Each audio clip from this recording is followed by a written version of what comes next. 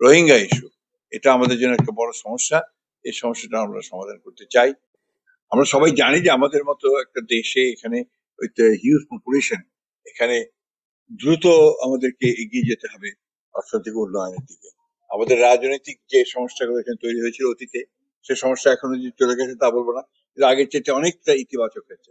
আমরা বিশ্বাস করছি যে আমরা একটা স্থিতিশীলতা যদি আমরা নিয়ে আসতে পারি দেশের মধ্যে, তাহলে অবশ্যই আমরা আমাদের যে লক্ষ্য আছে অর্থনৈতিক উন্নয়ন করা, আপনার দেশে ইনভেস্টমেন্ট বাড়ানো, দেশে মানুষের কর্মসংস্থানের সৃষ্টি করা, এই কাজগুলোতে আমরা এগিয়ে যেতে সক্ষম হবো।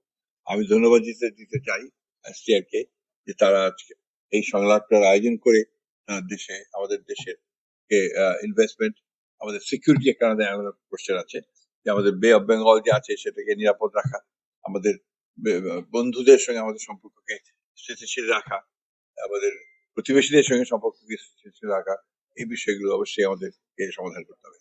আরেকটি বড় সমস্যা যেটা আমাদের মধ্যে আছে সেটা এখনো আলাপ হয়নি, হয়তো সম্ভবত আলোচনা হবে, রোহিঙ্গা ইস্যু। এটা আমাদের জন্য একটা বড় সমস্যা। এই সমস্যাটা আমরা সমাধান করতে চাই এবং আমি আজকে ধন্যবাদ দিতে চাই যে তারা তাদের অর্গানাইজেশনের তরফ থেকে এই সংলাপটা শুরু করিয়েছে।